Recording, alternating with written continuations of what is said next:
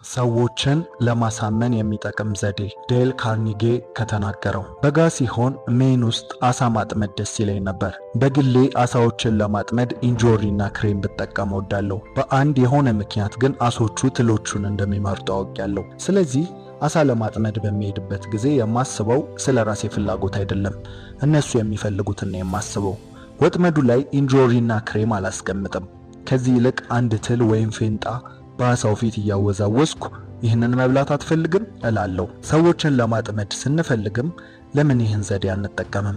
የታላቋ ብሪታንያ ጠቅላይ ሚኒስትር ሎይድ ጆርጅም ሌሎቹን የጦር መሪዎች ከተረሱ በኋላ እንዴት በስልጣን ሊቆዩ እንደቻሉ በተጠየቁ ጊዜ አሳውን በሚስማማው ወጥመድ ማጥመድ አስፈላጊ እንደሆነ ነበር የተናገሩት። ስለ ግል ፍላጎት ብቻ ማሰቡ ላይጠቅም ይችላል። በእርግጥ እናንተም ብትሆኑ በፍላጎታችሁ ብትመሩ ትደሰታላችሁ። ሌላውም ግን ያው ነው። ሁሉም እንደናንተ ነው። ሁሉም የራሱን ፍላጎት ቢሟላለት ይመርጣል። በመሆኑም በሰው ላይ ተጽዕኖ የማድረጊያ ዋነኛው መንገድ ሰውየው የሚፈልገውን መናገርና እንዴት ሊያገኘው እንደሚችል ማሳየት ነው። ነገ አንድ ሰው የሆነ ነገር እንዲያደርግልህ ከፈለክ ይህንን አትርሳ። ለምሳሌ ልጅክ ሲጋራ እንዳያጨስ ከፈለክ ማጨስ ስለሚያስከትላቸው ጉዳቶች አሰልቺ ሰበካ አትስበከው። ከዚህ ይልቅ ማጨስ ከመልካም ነገሮች ሊያርቀው እንደሚችል አሳየው። ከልጆች ወይም ከላሞች ወይም ከዝንጀሮች ጋር ቢሆንም ግንኙነትክ ዘዴው ለሁሉም አንድ አይነት ነው። አንድ ዕለት ራልፍ ዋልዶ ኤመርሰን እና ልጁ አንዲት ጥጃቸውን ወደ በረቷ ለማስገባት እየተጣጣሩ ነው። ሁለቱም ግን የራሳቸውን ፍላጎት ብቻ በማሰብ ስህተት እየሰሩ ነበረ። ኤመርሰን ከኋላ ይገፋታል፣ ልጁ ከፊት ይጎትታታል። ጥጃዋም ልክ እንደነሱ የፍላጎቷን እየፈጸመች ናት። እግሮቿን አፈርጥማ አልንቀሳቀስም ብላለች። ሰራተኛቸው ይህን ሁሉ ስትመለከት ነበረ። ጥጃዋ ምን እንዳሰበች ስለገባት ጣቷን ለጥጃዋ ጎረሰቻት። ጥጃዋም የሰራተኛዋን ጣት እየላሰች ወደ በረቷ ገባች። ከተወለዳችሁ ጀምሮ ያደረጋችሁትን እያንዳንዱን ተግባር የፈጸማችሁት አንድ ነገር ስለፈለጋችሁ ነው። እንደ ቀይ መስቀል ላሉ ድርጅቶች እርዳታ አድርጋችሁ ልታውቁ ትችላላችሁ። እርዳታውንም ያደረጋችሁት ሌሎችን መርዳት ስለፈለጋችሁ ነው። አንድ ውብ ከራስ ወዳድነት የላቀ መልካም ስራ መስራት ፈልጋችሁ ነው።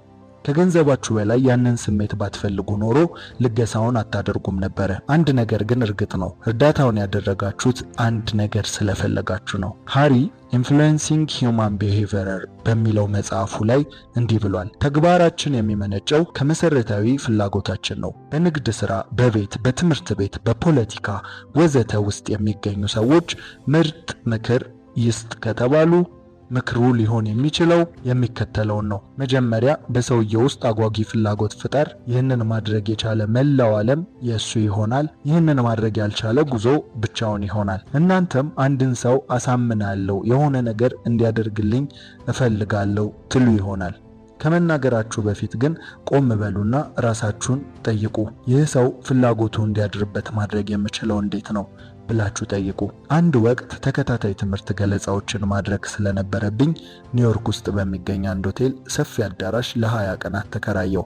ትምህርቱ በሚጀመርበት ዕለት ከዚህ ቀደም ከምከራይበት ዋጋ 3 እጥፍ መክፈል እንደነበረብኝ ድንገት ተነገረኝ። ጉዳዩ የተነገረኝ ትኬቶች ታትመው ከተሰራጩና ማስታወቂያዎች ሁሉ ከተላለፉ በኋላ ነበረ። ተጨማሪውን ገንዘብ ለመክፈል አልፈለኩም ነበር፣ ግን የኔ ፍላጎት ለሆቴሉ ሰዎች መናገሩ ምንም አይፈይድም። እነሱ የሚያተኩሩት በራሳቸው ፍላጎት ላይ ነው። እናም ከጥቂት ቀናት በኋላ የሆቴሉን አስተዳዳሪ ለማናገር ሄድኩኝ። ደብዳቤው ሲደርሰኝ ትንሽ ደንግጬ ነበር አልኩት። ግን አንተን መውቀስ አልፈልግም። እኔ ባንተ ቦታ ብሆን ኖሮ ተመሳሳይ ነገር እፈጽም ነበር። እንደ ሆቴሉ አስተዳዳሪነትህ ኃላፊነትህ ሆቴሉን በተገኘው መንገድ ሁሉ ትርፋማ ማድረግ ነው። ይህንን ካላደረግ ከኃላፊነት ልትነሳ ትችላለህ።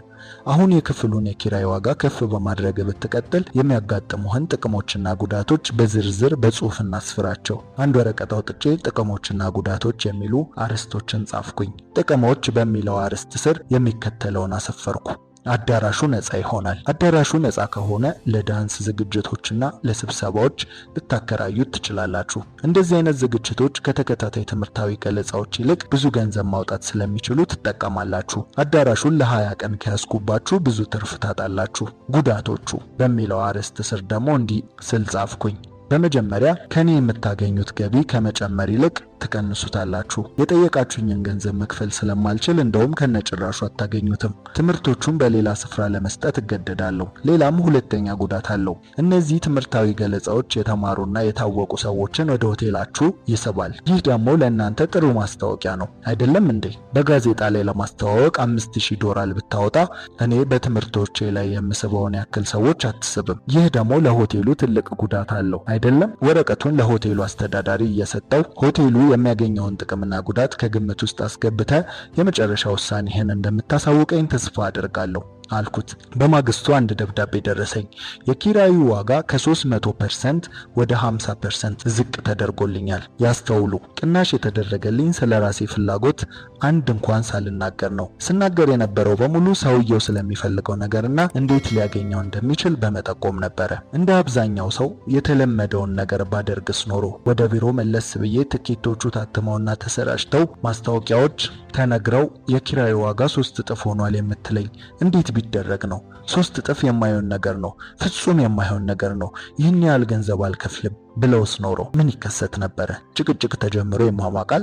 መጨረሻው እንደሚታወቀው ይሆናል። ስህተት መስራቱን ላሳምነው ብችል እንኳን ኩራቱ ስህተቱን እንዳያምንና ወደ ኋላ እንዲመለስ አያደርገውም ነበረ። በሰብአዊ ግንኙነት ጥበብ ዙሪያ ከተነገሩ ምርጥ ምክሮች መካከል አንዱ የሚከተለው ነው። አንድ የስኬት ሚስጥር ቢኖር ይላል ሄነሪ ፎርድ፣ እሱም የሌላን ሰው የአመለካከት አቅጣጫ ማወቅና ነገሮችን ከሰውየው ከራስ አንጻር የማየት ችሎታ ነው ይላል። ጉዳዩ ይህን ያህል ቀላል በመሆኑ ሰዎች ወዲያውኑ ባወቁት ነበረ። 90% የሚሆነው የዚች ምድር ነዋሪ ግን 90% ችላ ይለዋል ወይም ይህንን ማድረግ አይችልም። በሺዎች የሚቆጠሩ የሽያጭ ሰራተኞች በየአቅጣጫው ሲኳትኑ ደክመዋል፣ ተስፋ ቆርጠዋል፣ ገቢ የሚሆን ገንዘብ አጥተዋል።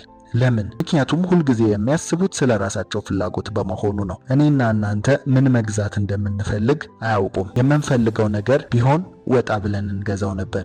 እኛ ግን ሐሳባችን በሙሉ ችግራችን ላይ ነው። የሽያጭ ሰራተኞቹ ዕቃው ወይም አገልግሎቱ ችግራችንን እንዴት ሊፈታልን እንደሚችል ቢያሳዩን ኖሮ እንገዛቸው ነበር። ብዙ የሽያጭ ሰራተኞች ግን ጊዜያቸውን የሚያባክኑት ነገሮችን በደንበኛው አይን ሳይመለከቱ በማባከን ነው። የበርሚንግሃሙ ጂ ሃዋርድ ሉካስ በአንድ ድርጅት ስር የሚሰሩ 2 የሽያጭ ሰራተኞች ተመሳሳይ የሆነን ሁኔታ እንዴት እንደፈቱት ይነግረናል። ከዓመታት በፊት አንድ አነስተኛ ድርጅት የአስተዳደር ቡድን አባል ነበርኩኝ። በአካባቢያችን የአንድ ትልቅ የመድን ድርጅት ዋና ጽሕፈት ቤት ይገኛል። ወኪሎቻቸው በየአካባቢያቸው እንዲሰሩ ተመድበዋል። ለኛ ድርጅት የተመደቡት ካርልና ጆን ነበሩ። አንድ ጠዋት ካርል ወደ ቢሮአችን መጣና ድርጅታቸው ለሥራ አመራሮች አዲስ የህይወት መድን ፖሊስ ማውጣቱንና ፍላጎቱ ካለን ሌላ ጊዜ ሲመጣ በተጨማሪ መረጃ ይዞልን እንደሚመጣ ነገረን። የዛን ዕለት የሻይ ረፍት አድርገን ስንመለስ ጆን መንገድ ላይ ያገኘንና ድምጹን ከፍ አድርጎ ሰዎች ጠብቁኝ፣ አንድ ጥሩ ዜና አምጥቼላችኋለሁ አለን። ድርጅታቸው አዲስ የህይወት መድን ፖሊስ ማውጣቱን ደስ እያለው ነገረን። እኛ የመጀመሪያዎቹ ተጠቃሚዎች እንድንሆን ፈልጓል። ስለ ፖሊሲው ጥቂት ነገረንና ፖሊሲው አዲስ ነው። ነገ ከመስሪያ ቤት አንድ ሰው አመጣና ማብራሪያ ይሰጣቸዋል። ለአሁኑ ግን ሰውየው ስራ ሲጀምር በቂ መረጃ እንዲኖረው ማመልከቻዎቹን ሞልተን እንፈርምባቸዋለን። ስለ ፖሊሲው በዝርዝር ባናውቅም የጋለ ስሜቱ ጉጉት አጫረብን። ወረቀቶቹን ስንመለከታቸው እሱ ካለው ጋር ተመሳሳይ ሆነው አገኘናቸው። ጆን ለእያንዳንዳቸው ፖሊሲውን ከመሸጡ በተጨማሪ የመድን ሽፋናችንን እጥፍ አደረገልን። ካርል ፖሊሲዎቹን ሊሸጥልን ይችል ነበር፣ ነገር ግን በውስጣችን ፍላጎት ለማነሳሳት ምንም ጥረት አላደረገም። ዓለም ስለ ራሳቸው ብቻ በሚጨነቁ ሰዎች የተሞላች ናት። በመሆኑም ራስ ወዳድ ሳይሆኑ ሌሎችን ለማገልገል የሚጥሩ ሰዎች ከፍተኛ እድል አላቸው። ብዙም ተወዳዳሪ የለባቸውም። ታዋቂው ጠበቃና የንግድ ሰው ኦዌን ዲያንግ እንዲህ ይላል፣ ራሳቸውን በሌሎች ቦታ የሚያስቀምጡና የአእምሮአቸውን አሰራር የሚያውቁ መጪው ጊዜ ምን አስቀምጦልናል ብለው ሊጨነቁ አይገባም ይላል። ከሌሎች አንጻር ሆኖ የማሰብ ነገሮችን ከነሱ አንጻር ሆኖ የማየት ዝንባሌ ካላችሁ ለስኬታማነት ጥሩ መሰረት ጥላችኋል ማለት ነው። ነገሮችን ከሌላ ሰው አንጻር ሆኖ መመልከትና ፍላጎትን ማነሳሳት ለራስ ጥቅም ብቻ መፈጸም የለበትም። እያንዳንዱ ወገን ከስምምነቱ ተጠቃሚ መሆን አለበት። ማይክል የሼል ነዳጅ ኩባንያ የሽያጭ ሰራተኛ ነው። ማይክል በአካባቢው ቁጥር 1 የሽያጭ ሰራተኛ የመሆን ፍላጎት ነበረው። በአካባቢው የሚገኝ አንድ ነዳጅ ማደያ ግን እንቅፋት ሆኖበታል። የማደያው ባለቤት በእድሜ የገፋ ሲሆን የማደያው ደረጃን ለማሳደግ ፍላጎት የላቸውም። ማደያው በጥሩ ሁኔታ የተያዘ ባለመሆኑ ገቢው ከጊዜ ወደ ጊዜ እያሽቆለቆለ ነው። ኃላፊው የማይክልን ምክር ሊሰሙ አልቻሉም። ሁለቱም ተቀራርበው ብዙ ቢነጋገሩም ሰውየው ሊለወጡ ስላልቻሉ ማይክል በእሱ ክልል ውስጥ በቅርብ የተገነባውን አዲስ ማደያ ሊያሳያቸው ወሰነ። ኃላፊው አዲስ በተገነባው ማደያ ውስጥ ያዩትን ነገር በሙሉ አስደንቋቸው ነበር። ማይክል በቀጣዩ ጊዜ ሊጎበኛቸው ሲሄድ የማደያው አገልግሎት ከፍ ብሎና ሽያጩም አድጎ አገኘው። ማይክልም በአካባቢው ቁጥር 1 የሽያጭ ሰራተኛ ሆነ። ከኃላፊው ጋር ያደረጋቸው ውይይቶች ፍሬያማ አልነበሩም። ዘመናዊውን ማደያ ለኃላፊው በማሳየት በሰውየው ውስጥ የፍላጎት ስሜት በማሳደሩ ግን ያሰበውን ሊያሳካ ችሏል። በዚህም ኃላፊውም ማይክልም ተጠቅመዋል። የፕሮፌሰር ኦቨርስትሪትን ምክር እንድገመው። መጀመሪያ በሰውየው ውስጥ አጓጊ ፍላጎት ይፍጠሩ። ይህን ማድረግ የቻለ ሰው ደግሞ ዓለም የሱ ናት። ይህን ማድረግ ያልቻለ ሰው ጉዞ ለብቻው ይሆናል። እኔ የምሰጠውን ትምህርት ከሚከታተሉ ሰዎች መካከል አንዱ በትንሽ ልጁ ተቸግሮ ነበረ። ልጁ የሰውነት ክብደቱ አነስተኛ ከመሆኑ ባሻገር ምግቡንም በስነ ስርዓት አይመገብም። ወላጆቹ ዘወትር ይጨቀጭቁታል። ልጁ ለነዚህ ሁሉ ውትወታዎች ጆሮውን አይሰጣቸውም ነበረ። የወላጆቹን ጭቅጨቃ ከቁብም አይቆጥረውም ነበረ።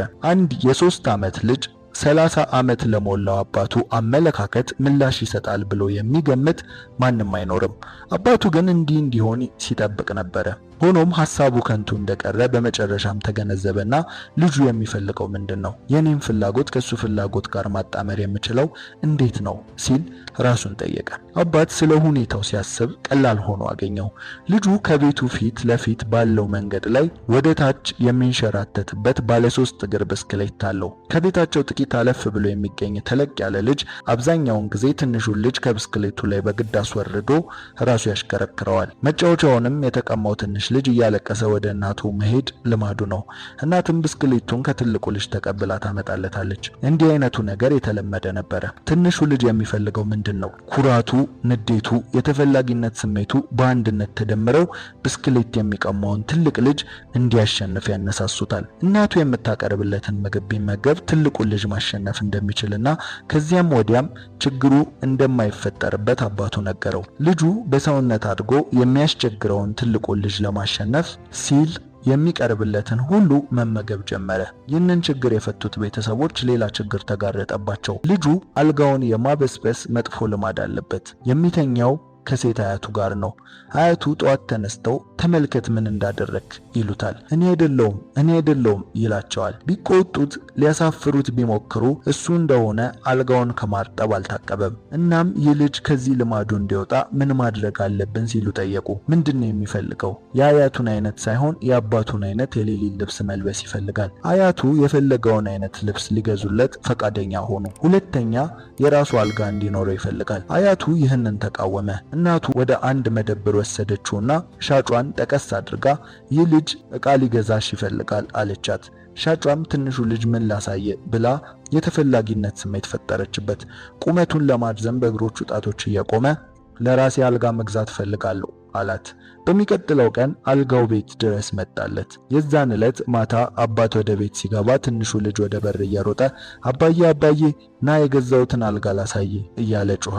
አባትየውም አልጋውን እየተመለከተ ካሁን ወዲያ አልጋው ላይ አትሸናም አይደል አለው። አልሸናም፣ አልጋዬን አላበሰብስም።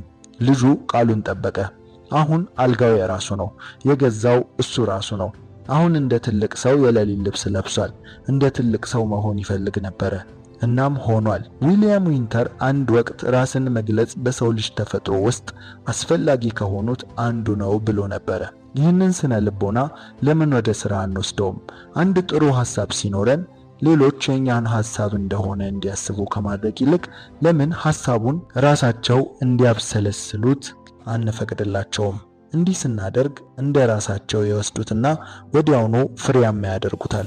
ያስታውሱ፣ መጀመሪያ በሰውየው ውስጥ አጓጊ ፍላጎት ፍጠር። ይህንን ማድረግ የቻለ መላው ዓለም የሱ ነው። ይህንን ማድረግ ያልቻለ ጉዞ ብቻውን ነው። በሰዎች ዘንድ አጓጊ ፍላጎትን ፍጠር።